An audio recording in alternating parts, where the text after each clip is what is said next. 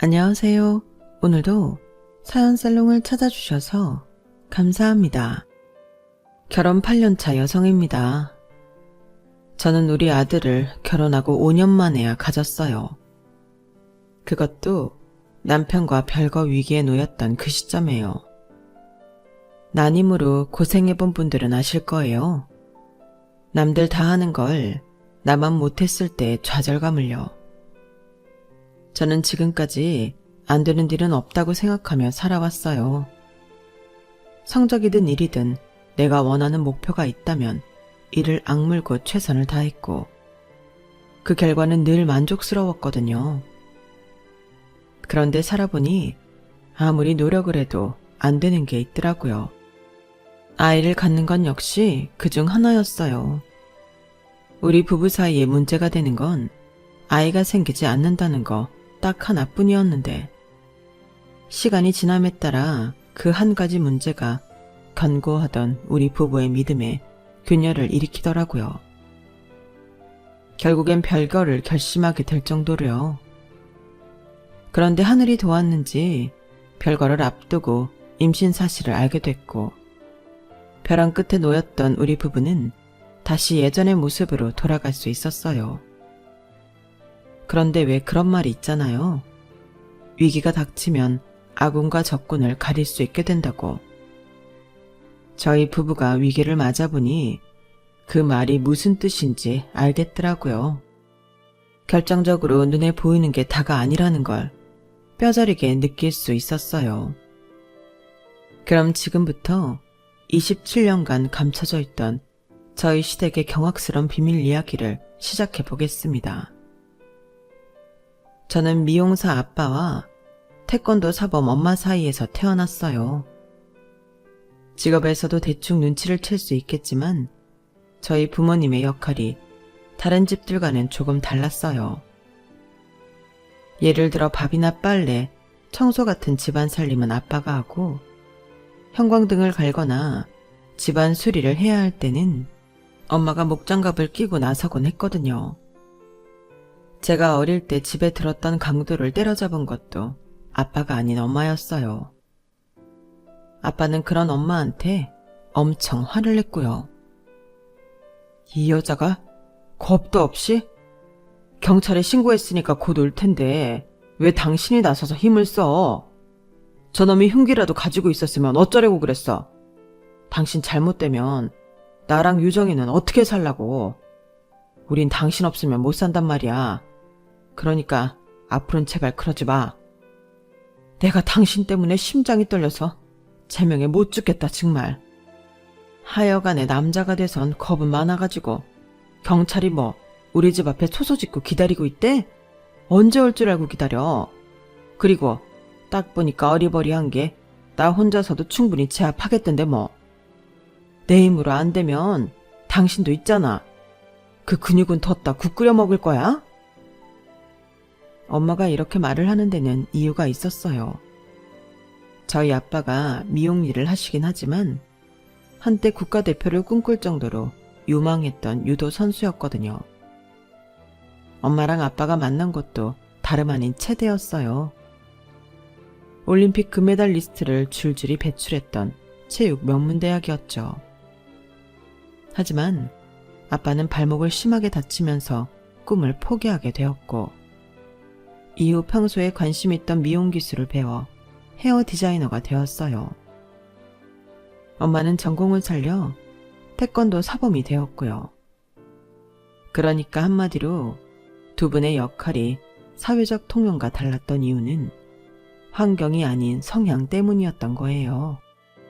저는 그런 부모님의 피를 반반 물려받아 외모는 곱상하지만 성격은 남자들보다 깡도 세고 겁이 없었어요. 게다가 부모님 영향으로 어릴 때부터 유도와 태권도 기본기를 익혀놔서 누굴 때리면 때렸지 맞고 산 적이 없을 정도였죠.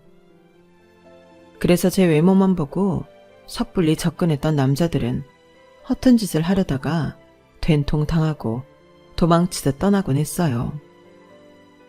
그러다 보니 제대로 된 연애는 한 번도 못하고 나이만 먹게 되었죠. 그런 제가 안타까웠던 아빠는 가게 손님들한테 제 선짜리 부탁을 자주 했어요. 우리 어머니들이 남의 자식 혼사에 어찌나 열정적으로 참여하시는지 주말마다 선짜리가 끊이지 않았어요. 그때쯤 저의 주말은 선을 보는 주말과 안 보는 주말로 나뉠 정도였어요. 하지만 이런 노력과 달리 성과는 없었어요. 그러니 성질이 나더라고요. 의미 없는 일에 시간과 노력을 투자해야 하니 주말마다 짜증이 났어요. 그러다 결국 빵 터져버렸죠.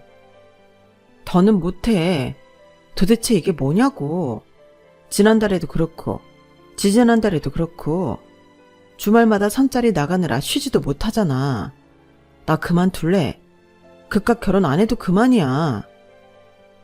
이 녀석이 넌 왜 그렇게 끈기가 없니? 세상은 넓고 남자는 많다지만 제대로 된 놈은 정말 극소수야. 일생에 한 번뿐인 결혼인데 조금이라도 나은 놈 찾아서 해야 할 거 아니야.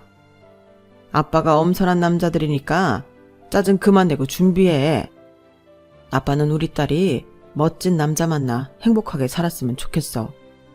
내 소원은 그거 하나뿐이라고. 아빠는 마치 딸내미 짝 찾아주려는 목적으로 세상에 태어난 사람처럼 끈질기게 저를 선짜리로 몰아붙였어요. 평소 유달리 사이가 좋았던 부녀지간이었지만 선짜리 문제로 말다툼을 벌이는 날이 늘어갔고 그걸 곁에서 지켜보던 엄마가 하루는 결단을 내리셨어요. 지금 이 시간부터 우리 집에서 선짜리 얘기 나오면 그게 누구든 가만 안 둬. 당신 이제 선짜리 잡아오는 일 그만해. 애가 싫다는데 왜 그렇게 몰아세워? 그리고 유정이 너 앞으로 네 일은 네가 알아서 해. 다 큰 기집애가 지 힘으로 연애 한 번 못해서 아빠가 딸 자식 남편 깜짝하는 것까지 신경 쓰게 만들어? 암튼 난 경고했으니까 둘 다 알아서 해. 엄마의 중재 아닌 중재로 저는 선짜리 지옥을 벗어나게 됐어요.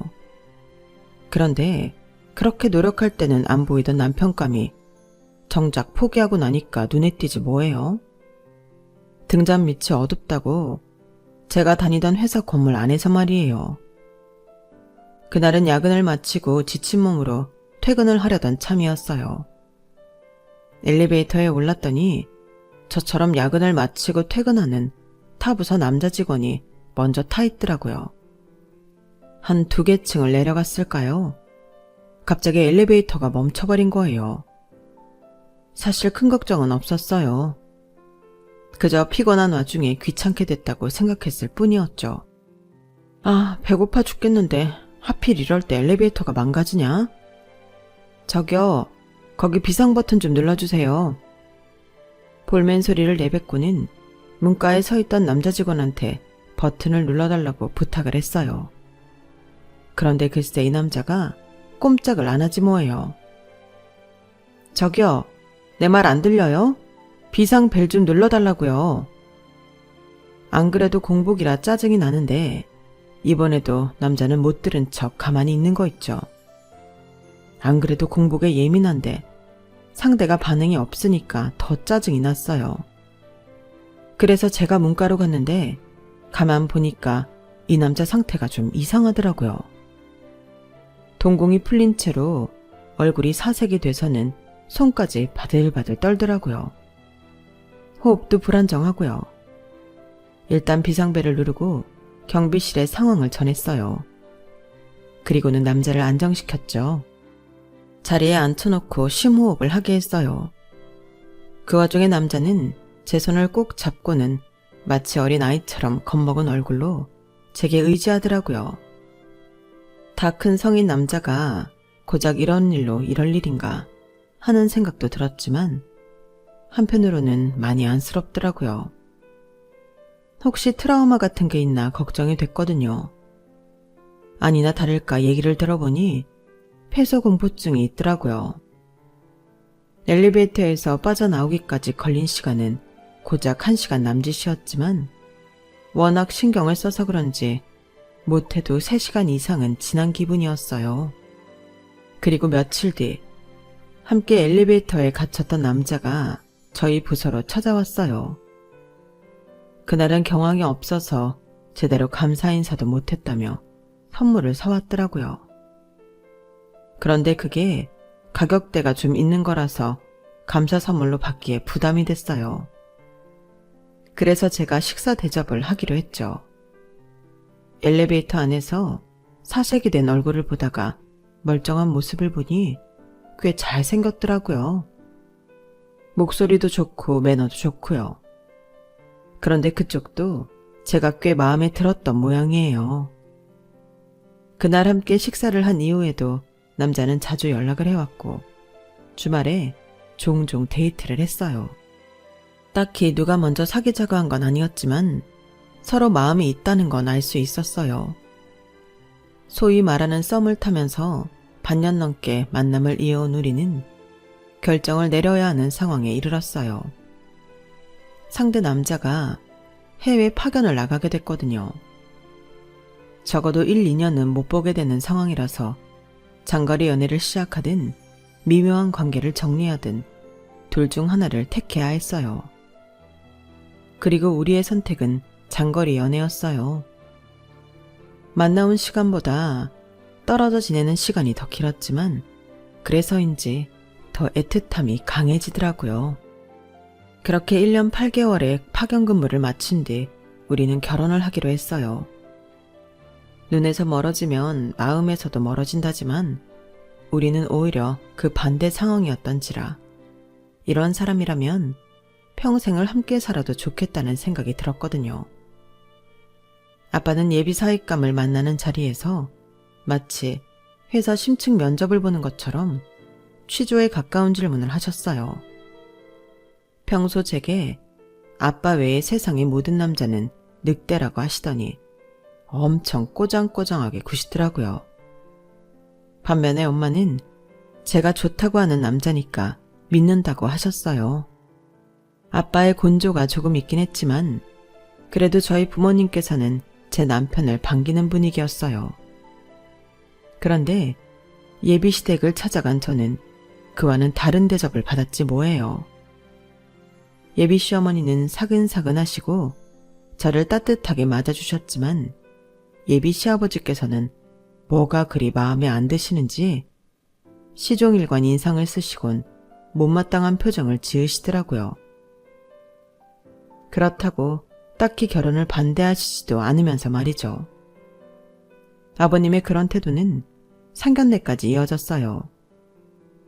딸 자식 가진 게 죄 지은 것도 아닌데 상견례장에서 식사를 하는 내내 저희 부모님을 불편하게 만드시더라고요. 결국 상견례를 마치고 집으로 돌아오는 차 안에서 저희 아빠의 불만이 터져 나왔어요. 아니, 우리가 뭐 자기한테 돈껏 쓰고 안 갚은 거 있어? 아니면 뭐 아들 가진 유세라도 떨겠다는 거야? 뭐야? 우거지성은 해가지고 뭐가 그리 못마땅한지 사람 앞에 대고 혀를 차고 말이야. 밥 먹는 내내 어찌나 사람 불편하게 하는지 내가 먹은 게 다 체한 것 같다니까.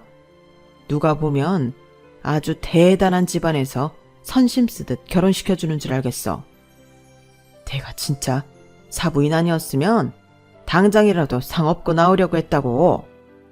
유정아, 꼭 이런 집에 시집을 가야겠어? 지금이라도 다시 생각해보면 어떨까? 아빠가 가슴이 너무 아파서 그래. 그걸 말이라고 해요? 결혼식을 코앞에 두고 그게 말이 되는 소리냐고요? 시아버지 인상이 좀 그렇긴 하지만 그래도 딱히 유정이를 못마땅해 하는 것 같지는 않았어요. 그리고 윤서방 보면 부모 자리가 그렇게 막대 먹은 것 같지도 않고요. 유정아, 너도 직장생활 해봐서 알겠지만 세상 사람이 모두 네 편은 아니야. 내 사람으로 만들고 못 만들고는 너한테 달려있는 거니까 살면서 네가 많이 노력해. 그럼 네 시아버지도 달라지시겠지. 말은 그렇게 했지만 엄마라고 왜 제 걱정이 안 됐겠어요. 딸 자식이 원하는 결혼이니 당신 불편하고 속상한 건 접어두고 제 생각만 하시며 참으신 거겠죠.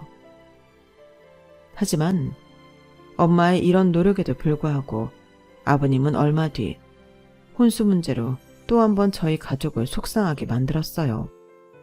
네? 소형차를 한 대 뽑아달라고요? 정연씨 차 바꾼 지 얼마 안 됐는데요. 누가 정연이 탈 차 해오라니? 그럼 누가 탈 차인가요? 혹시 아버님 차 바꾸고 싶으신 거예요? 내가 나이가 몇인데 소형차를 타겠니? 넌 좀 생각을 하고 말하는 버릇을 길러라. 네 시어머니 주려고 그런다. 나이도 있는데 경차 끌고 다니는 게 영 마음에 걸려서 그래. 왜? 싫으냐? 못 태우겠어?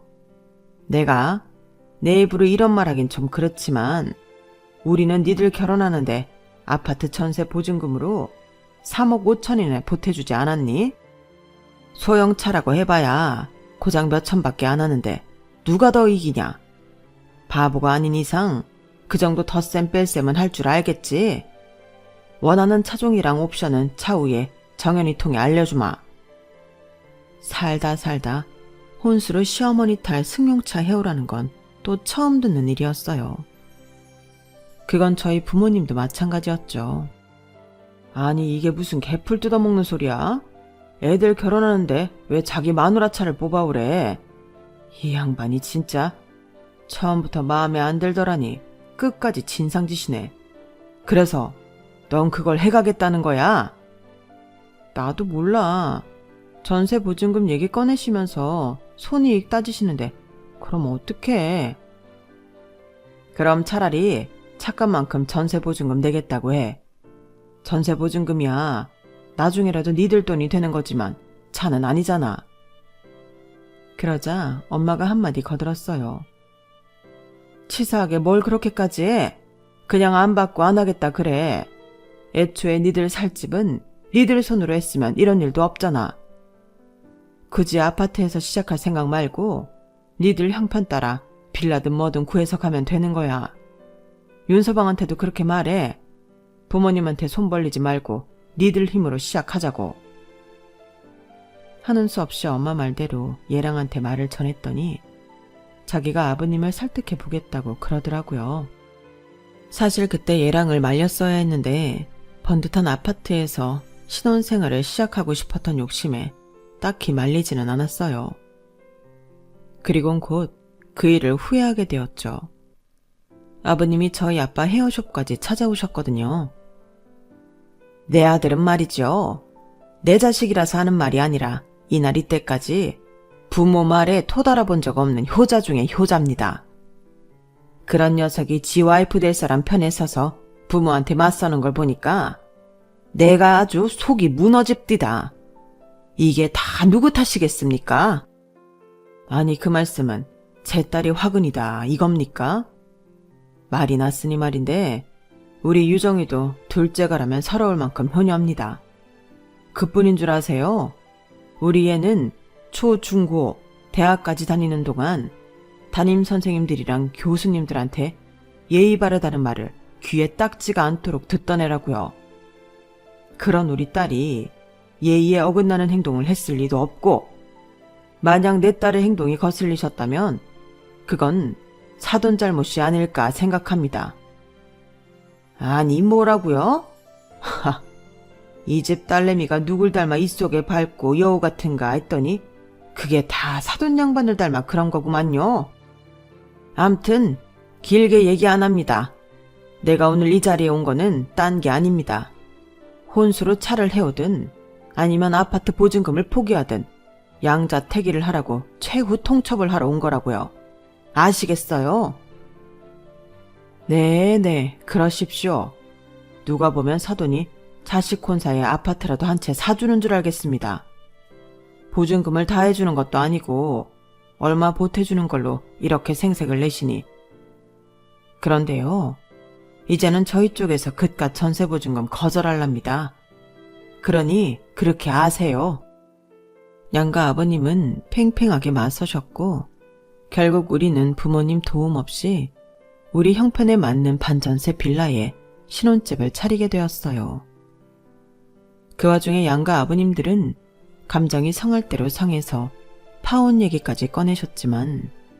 저희 엄마가 중간에서 중재를 하신 덕분에 최악의 상황은 면할 수 있었어요.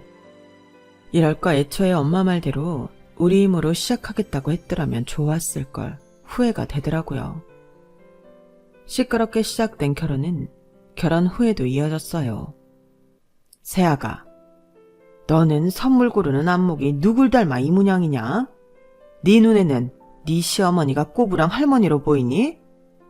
이렇게 촌스러운 스카프를 우리 집사람한테 두르라고 사온 거냔 말이다. 이런 걸 선물이라고 사올 거라면 다음부턴 차라리 현금으로 가져오거라. 아버지, 무슨 말씀을 그렇게 하세요? 유정이가 어머니한테 드리는 첫 선물이라고 얼마나 생각해서 산 건데요. 제가 저렴한 걸로 사라고 해도 굳이 백화점 명품관에 가서 산 거라고요. 그러자 아버님 표정이 살짝 변하더라고요. 그리고는 어머님을 한번 쓱 보시더니 그러시는 거예요. 딱히 마음에 들지는 않는다만 그래도 새아기가 생각해서 해온 선물이니 뭐 어쩌겠니. 여보, 이건 그냥 받아둡시다. 딱 봐도 명품이라는 말에 꼬리를 내리시는 것 같았어요. 우리 엄마한테는 평생 그렇게 비싼 스카프 한 장 사드린 적 없었는데 내가 괜한 짓을 했다 싶었죠. 그래도 조금은 마음이 풀렸던 건 어머님의 말씀 덕분이었어요. 야, 너 아까 많이 서운했지? 내가 네 마음 잘 안다. 우리 집 양반이 말을 못되게 하는 버릇이 있거든. 나도 이날이 때까지 살면서 마음 다친 적이 한두 번이 아니다. 그래도 네 마음은 내가 잘 아니까 너무 서운하게 생각하지는 말아다오. 백화점 물건이면 어떻고 시장 물건이면 어떠니? 시어머니 생각해서 며칠을 고민해서 온 네 마음이 중요하지. 고맙다 아가. 내가 두고두고 잘 쓰마. 감사합니다 어머님. 저는 아버님과 달리 늘 제 입장에서 생각해 주시고 혹여 마음 다치지 않을까 마음 써주시는 어머님 덕분에 그나마 시댁에서 주눅들지 않고 지낼 수 있었어요. 신기한 게 시댁 식구들 성격을 보면 아주버님과 아버님은 샴 쌍둥이처럼 비슷하고 어머님과 시누이는 자매처럼 성격이 닮았더라고요. 제 남편은 두 성격의 중간쯤에 있었고요. 아주버님도 말을 툭툭 내뱉는 게 아버님이랑 상당히 닮았지만 그래도 속은 따뜻한 사람이었어요.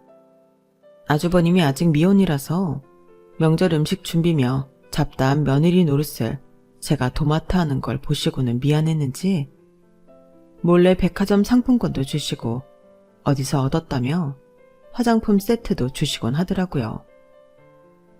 시누이는 제가 설거지라도 할라 치면 달려와서 일을 거들고 다른 집 시누이들처럼 여우짓도 하지 않았어요. 정말이지 아버님 한 사람만 빼면 더 이상 바랄 게 없는 시댁이라는 생각이 들었죠. 그렇게 1년 2년 시간이 지남에 따라 시댁 식구들과도 많이 가까워졌고 괴팍한 아버님 성격도 나름 익숙해져 갔어요. 하지만 딱 한 가지 문제가 해결되지 않았죠. 바로 아이였어요. 우리 부부 중 누구에게도 문제가 없었는데 이상하게 애가 안 생기지 뭐예요. 결혼하고 한 3년까지는 그래도 조금은 마음의 여유가 있었는데 4년 차에 들어서니 조바심이 나더라고요. 그 사이 시누이가 결혼해서 속도 위반으로 아들을 낳는 걸 보고는 더 속이 탔어요. 유독 애를 좋아하는 남편은 조카 사진을 휴대폰 바탕화면으로 할 정도로 조카 바보가 되었어요. 뭐든 예쁘고 좋은 것만 보면 조카한테 사줄 생각뿐이었죠. 그런 모습을 보니 왠지 제가 죄인이 된 것 같은 기분이 들어서 하루하루가 가시방석에 앉은 기분이었어요. 물론 남편은 조바심 낼 필요 없다며 저를 안심시켜 들었지만 그런다고 마음이 나아지지는 않았어요. 이전까지는 시아버지 때문에 시댁에 가는 게 껄끄럽긴 했어도 핑계를 대면서까지 안 가려고 길을 쓰지는 않았어요. 그런데 조카가 태어나고 집안 분위기가 조카한테 쏠리면서 덩달아 저희 부부의 난임에 초점이 맞춰지자 시댁에 가는 게 진저리치게 싫어지더라고요. 시댁에 가려고 하면 멀쩡하던 몸까지 아플 정도로요. 그렇게 몇 번을 아프다는 이유로 시댁 방문을 미루자 하루는 아버님이 시누이네 가족까지 이끌고 저희 집으로 오신 거예요. 명목상 문병이었지만 제가 보기엔 감시였어요. 이게 꾀병 부리는 게 아닌가 확인차 오신 게 분명했죠. 집에 못 올 정도로 아프다고 해서 와봤더니 내 보기엔 멀쩡하네. 아가, 너 정말 아프긴 한 거냐? 아니, 혈색도 그렇고 너무 멀쩡해 보이는 애가 매번 아프다고 본가의 남편만 떨렁 보내고 발길을 끄느니 혹시 중병이라도 앓고 있는 게 아닌가 걱정돼서 그런다. 회사 일로 피로가 쌓여서 몸살이 온 것 같아요. 큰 병은 아니니까 걱정 안 하셔도 돼요. 심력 끼쳐드려서 죄송합니다. 그래, 그런 거면 다행이구나. 네가 아프면 계획에 차질이 생기거든. 네? 계획이라뇨? 그게 무슨 말씀이세요? 나 참 어이가 없어서.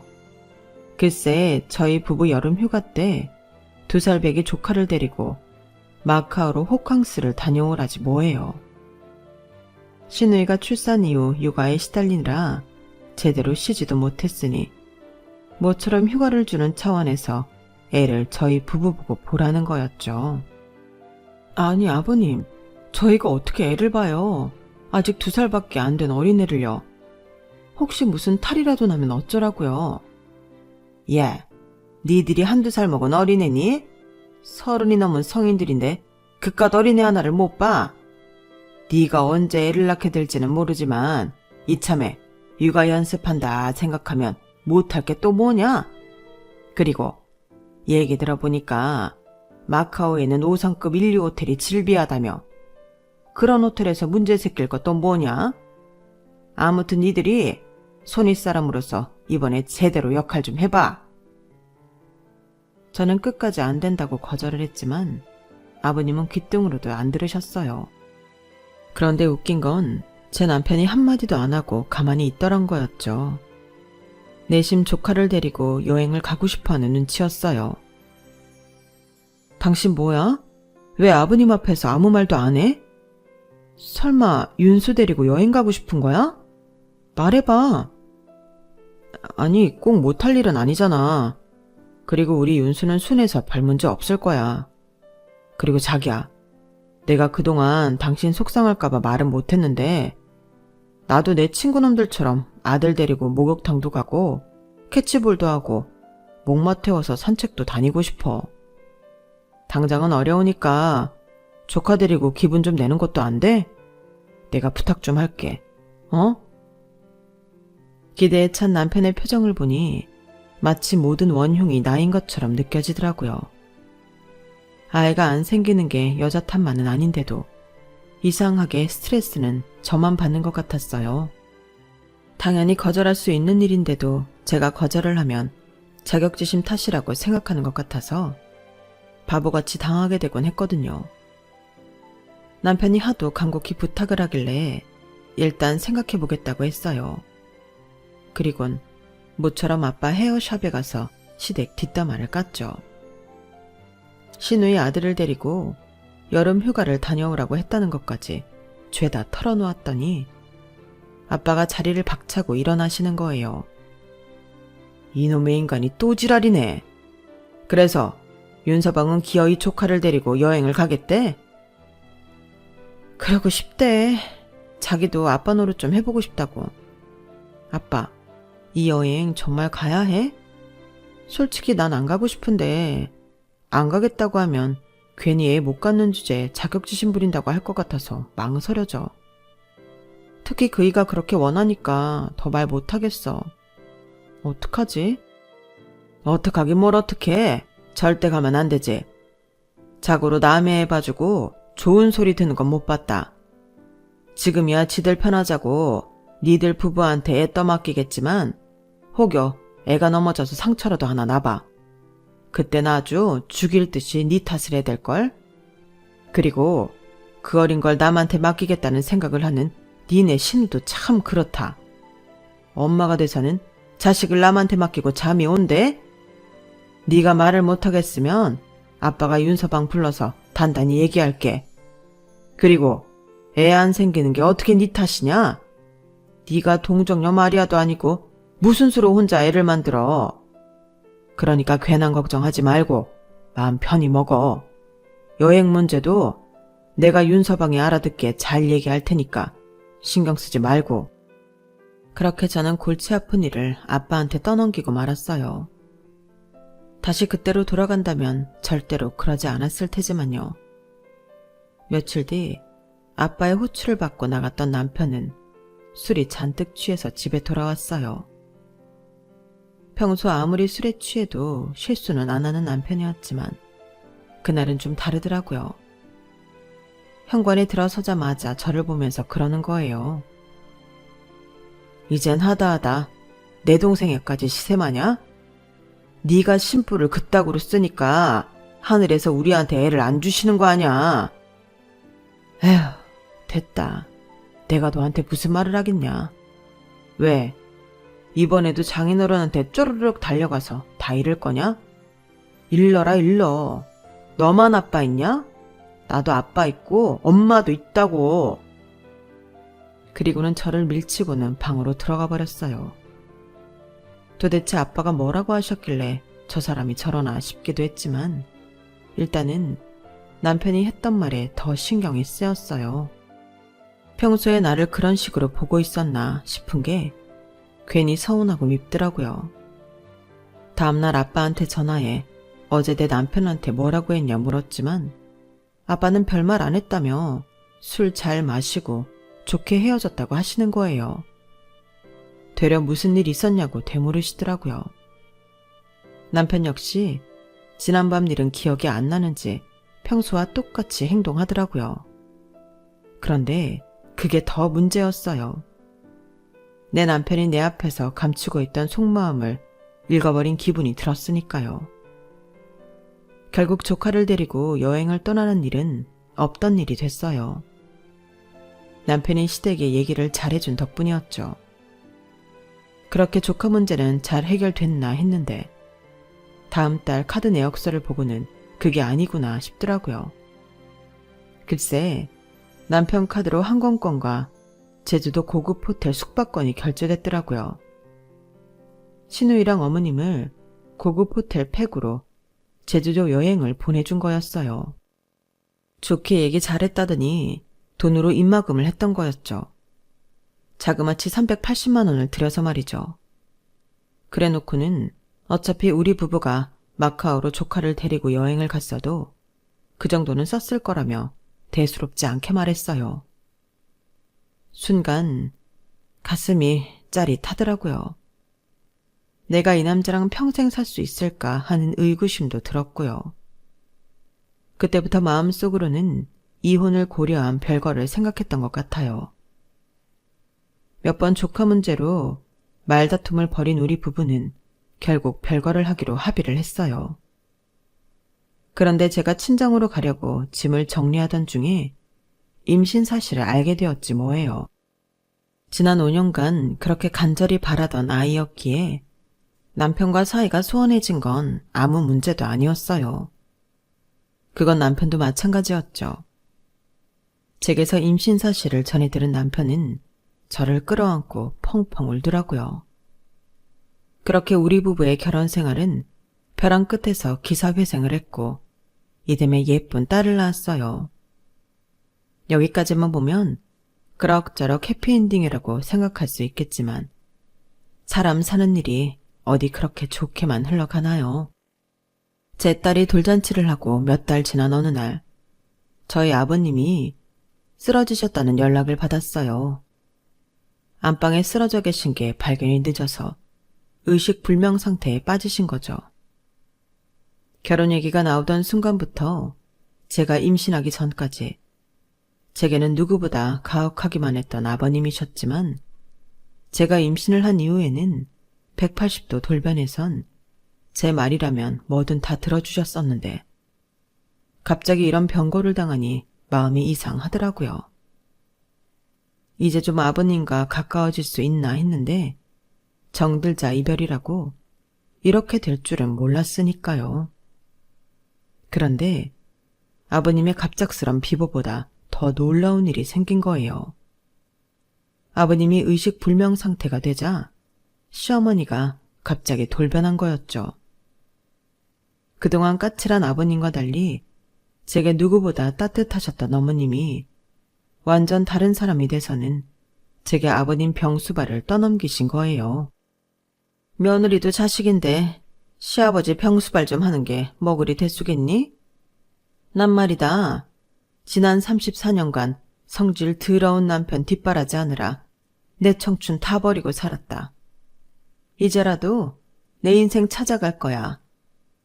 그러니 네 시아버지는 네가 좀 맡아서 케어해. 그리고 너 육아한다고 직장도 그만뒀잖니? 집에서 애 데리고 노는 거 병원 와서 놀아. 간간히 그 한 병인 쓰고 하면 못할 일도 아니잖아.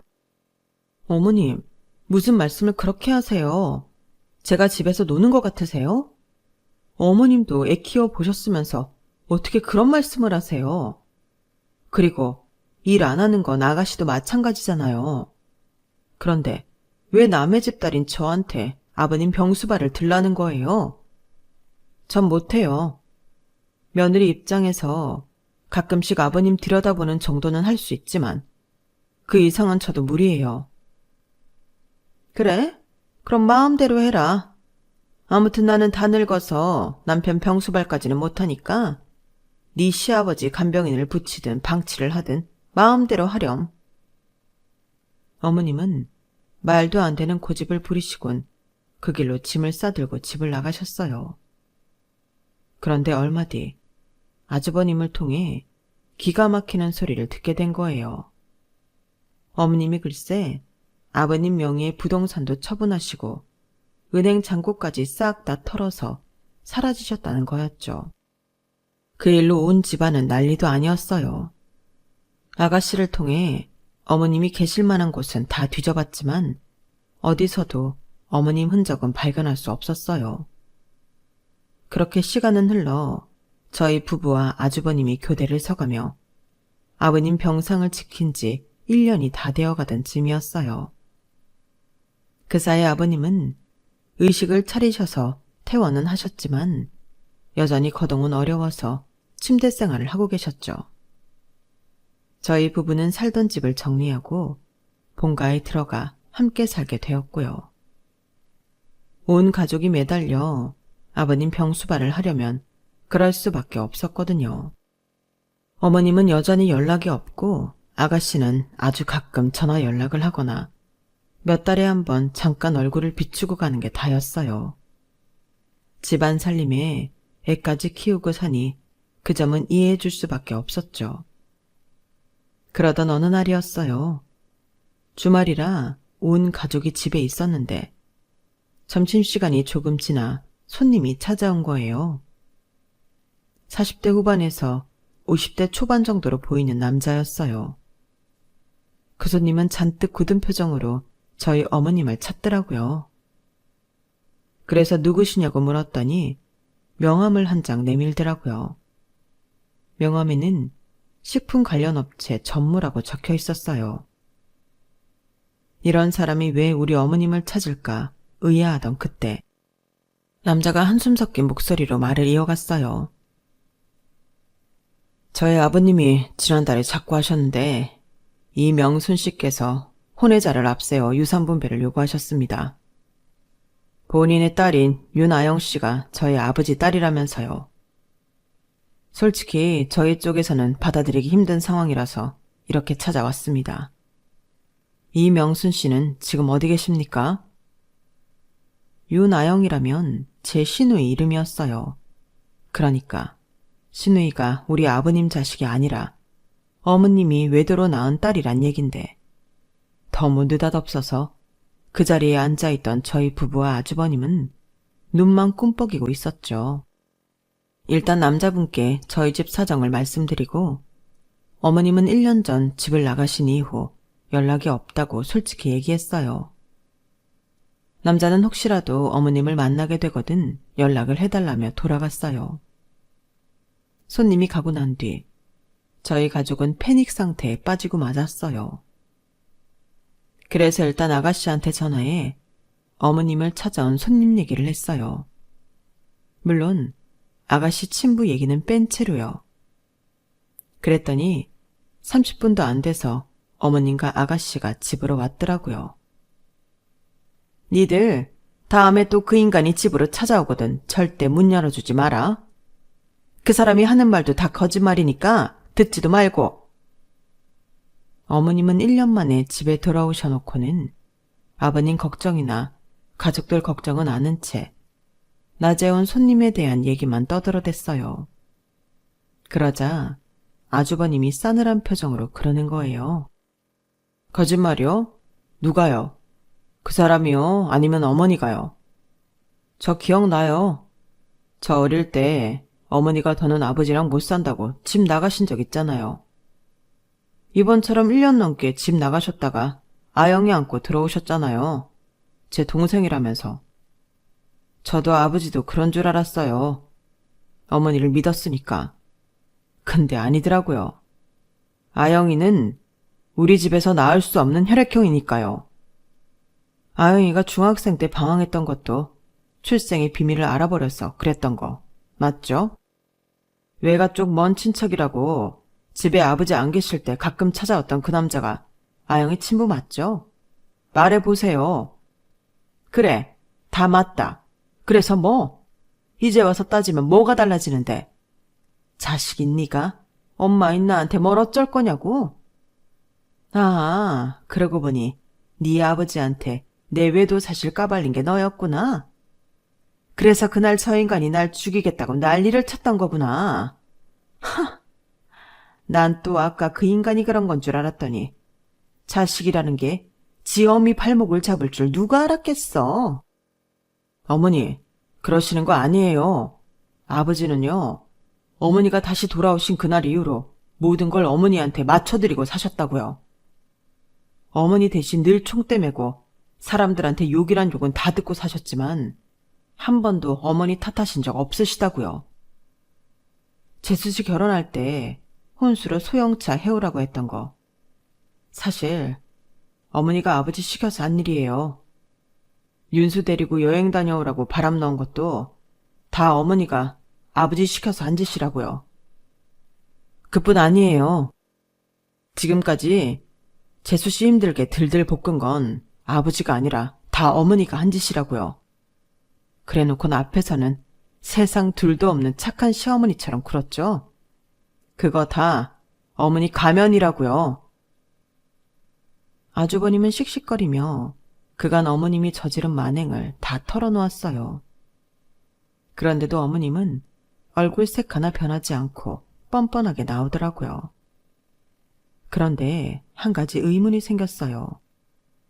잘 사는 내언남이 죽고 유산까지 받게 됐는데 왜 연락을 두절하고 숨은 건가 하고 말이죠. 그래서 남편 몰래 연락처를 남기고 간 남자를 만나 얘기를 들어봤더니 어머님이 왜 그런 선택을 했는지 그 이유를 확실히 알겠더라고요. 어머님의 내연남이 하던 회사는 이미 망한 상태로 유산은 다름 아닌 빚뿐이었어요. 그 사실을 몰랐던 어머님은 변호사까지 대동해서 혼외사에 대한 유산 배분을 요구했던 거예요. 광분한 내연남의 유족들은 어머님께 상간녀 위자료 청구 소송을 하려고 한 거죠. 뒤늦게 상황 파악을 한 어머님은 그쪽과 연락을 끊고 몸을 숨긴 거고요. 알고 보니 시누이 집에서 숨어 살고 있었더라고요. 이번 일로 온 집안을 쑥대밭으로 만든 어머님은 결국 상간녀 위자료 청구 소송을 당하게 되었고 저희 아버님한테는 이혼을 당하게 되셨어요. 혼자 머리 좋은 척 가족까지 속이고 살다가 말년에 쪽박을 차게 된 셈이었죠. 오랜 시간 어머님의 비밀을 떠안은 채 혼자 소가리를 해오던 아주버님은 이제야 가슴을 짓누르던 돌덩이를 빼낸 기분이라고 하더군요. 그동안 아내를 위해 악역을 대신 맡아 하시던 아버님은 여전히 거동은 불편하시지만 그래도 어눌하게나마 말씀도 하시고 의사 표현도 할 수 있게 되었어요. 가끔 저희 아빠가 오셔서 이발을 해드리는데 어찌나 요구사항이 많으신지 두 분은 아직도 만날 때마다 투덕거리신다니까요.